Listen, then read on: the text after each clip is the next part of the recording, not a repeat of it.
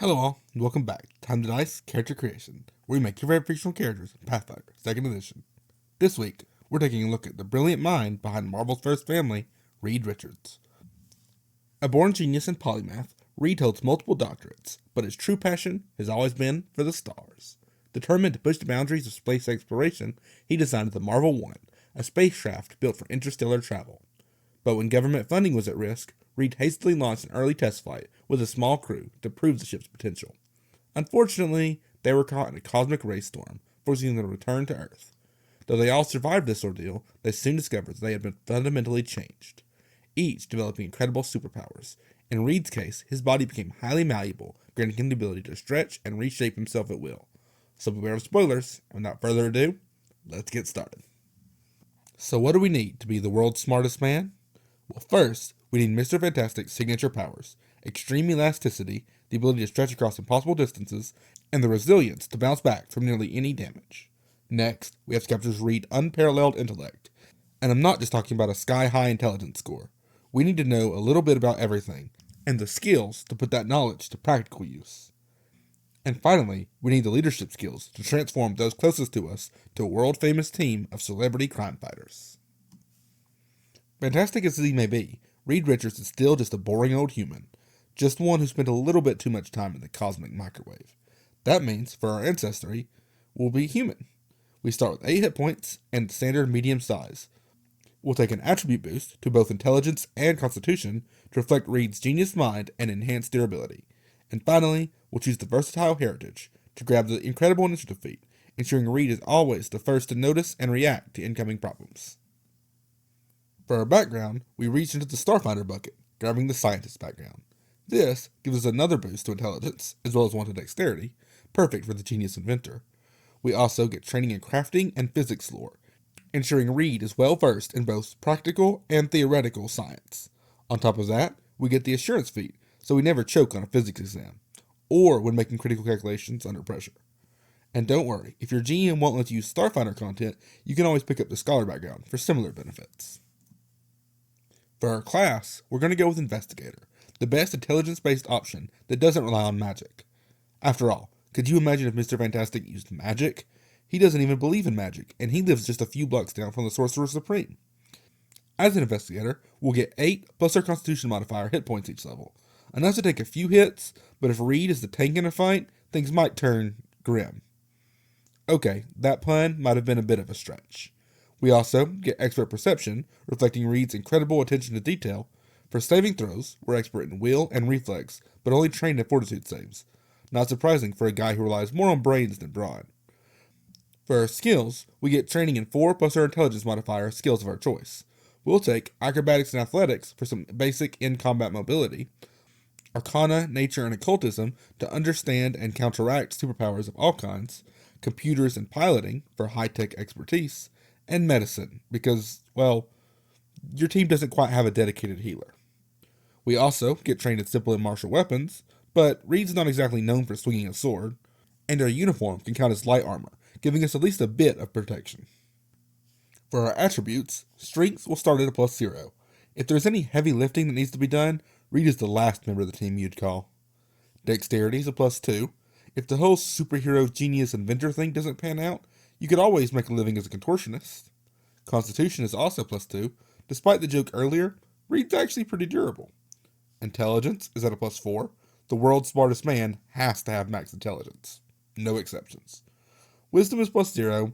Reed can recite the periodic table from memory, but don't ask him to figure out what Sue is thinking. And charisma is at +1. Just enough to lead the team and stay in the public's good graces. Before we keep going, I'd like to take a moment to remind you to like, comment, and subscribe if you like this video. It's the best way to let the YouTube algorithm know that you want to see more in the future. At level 1, investigators get a class feat, just like all martial classes. But we're actually going to use our Ancestry feat to take natural ambition, giving us 2 class feats instead. First, flexible studies lets us brush up on any subject, granting us training in any skill of our choice each day. This temporary proficiency lasts until we decide to swap it out for something else, ensuring Reed always has the right knowledge at the right time. Next, known weaknesses lets us recall knowledge against a target whenever we devise a stratagem against them. If we succeed, we don't just learn useful information, we also uncover an exploitable weakness within the target, granting us and our allies a +1 circumstance bonus to our attack rolls before the start of our next turn against that target. Science and strategy, just what you'd expect from the world's smartest man. We also gain Pursue Elite, which gives us a +1 circumstance bonus to perception checks and skill checks when investigating a case that we've spent at least a minute reviewing. Even better, we can share this bonus with an ally using the Clue In reaction, helping the team piece together the puzzle. Next, we get Devise a Stratagem, one of the investigator's signature abilities. As an action, or a free action if the target is tied to our case, we can roll a die and decide how to use it. If we choose an attack stratagem, we lock in that roll for our next attack and can replace our strength or dexterity with intelligence to determine if we hit. Alternatively, we could go for a skill stratagem, which prevents us from attacking the target for the rest of the round, but grants us a +1 on our next intelligence, wisdom, or charisma skill check involving the target. Whether it's combat or conversation, Reed is always 3 steps ahead. And finally, we get Strategic Strike, to add a d6 of precision damage to any attack we make against the target with the attack stratagem. At level 2, we're picking up a little magic with the Mage's Dedication. Okay, I might have stretched the truth earlier, but in my defense, Reed doesn't reject magic. He just believes it's science that we don't understand yet.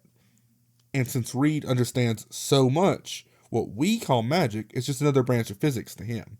The Mage's Dedication gives us a spellbook with 2 cantrips that we can prepare each day.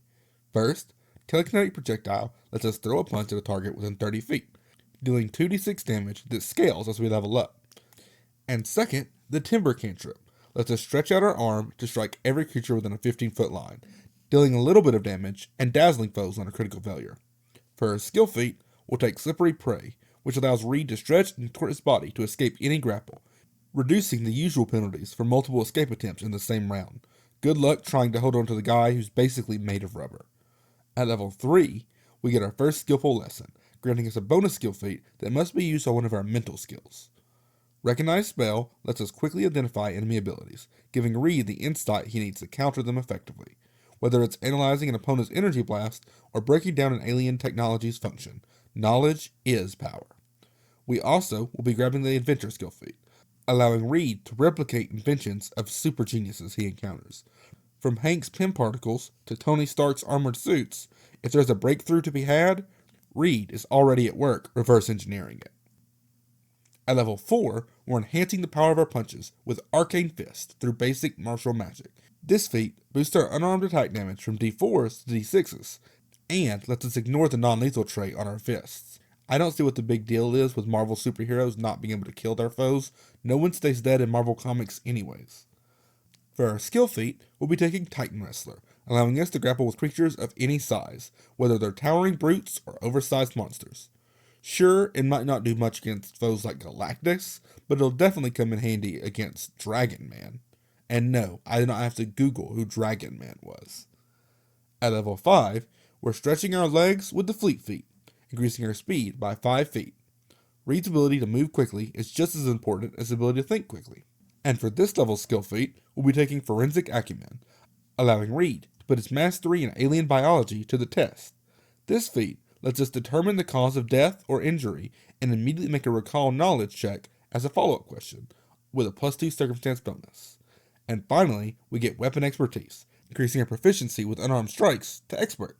We also gain basic Mage's spellcasting at this level, unlocking first and second rank spells, giving us the ability to learn spells to fill those spell slots.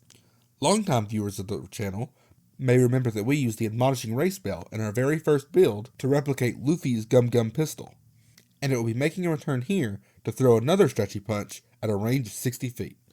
We also get the Wooden Fist spell, a spell that upgrades our fist strikes, granting them the reach trait, extending our range and making our punches even more versatile. At level 7, we're taking the Toughness General feat, which increases our hit point total and makes us a bit more durable in the heat of battle. We also pick up Quick Recognition, which lets us recognize spells even faster, letting us identify enemy attacks as a free action instead of a reaction. Rounding out our features at this level, we gain Vigilant Senses, which increases our perception proficiency to Master, allowing us to notice the smallest details or hidden threats. And Weapon Specialization gives us a damage boost on all of our strikes, whether we're stretching out to punch or wielding a weapon. Every hit lands a little bit harder. At level 8, we get the Spell Striker feat, allowing us to combine one of our fist strikes with an attack roll spell as a single activity. We can only use this once per minute, and if we miss, it's wasted. But by combining this with devise a stratagem, we can hold off until we're sure that we'll hit. Or even better, ensure we'll crit. We also get the quick climb skill feat, which increases the speed that we can climb on a successful athletics check. Now, Reed can stretch up to wherever he needs to go. At level 9, we address one of the weaknesses of the Mage's Dedication by taking the multi-talented feat, picking up Wizard Dedication. This grants us 2 more cantrips to expand our spellcasting options. The first cantrip, Tanglevine, lets us wrap up foes' feats, slowing them down and possibly immobilizing them altogether. A great way to control the battlefield. The second, Message, lets us stretch our head over to a foe and whisper something in their ear. Perfect for a secret communication. As long as onlookers ignore the man with the 120-foot long neck. We also gain assured identification, ensuring we never misidentify an item, which is especially handy when dealing with alien tech or magical artifacts. Additionally, we get Fortitude expertise, boosting our Fortitude proficiency to Expert, making Reed even more durable. And Investigator expertise increases our class DC, which doesn't help us at all. At level 10, we take the Improvised Tool skill feat, making Reed prepared even when he's not, because a genius like him can always cobble something together in a pinch. We also get 1 metric buttload of spells, thanks to both basic Mage's spellcasting leveling up and the basic Wizard spellcasting feat that we take at this level.